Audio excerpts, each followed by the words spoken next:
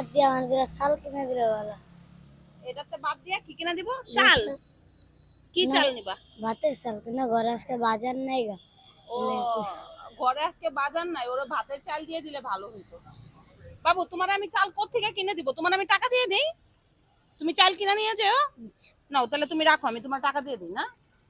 6 বছর তার 7 বছর ঘরে কি বাজার নিবা আজকে? আর বাজার করা লাগবে, ডাল কিনা লাগবে, চাল ডাল, চাল আর আর টুকটাক কিছু কিনা লাগবে। আচ্ছা, তোমার কত টাকা দিব বলো? আপনার ইচ্ছা মতন দেন। আচ্ছা। আম্মা কইছে, হ্যাঁ, যার যতটুকু সামর্থ্য আছে এতটুকু দিন। যার যতটুকু সামর্থ্য আছে দাও, একটা দাও। বাবু, তোমার 1000 টাকা দিলাম, খুশি হয়েছো? তুমি এটা দিয়া তুমি ঘরের বাজার টাজার করে খেও, ঠিক আছে? তুমি চাল ডাল তেল তেল নিয়ে যেও। এবার খুশি?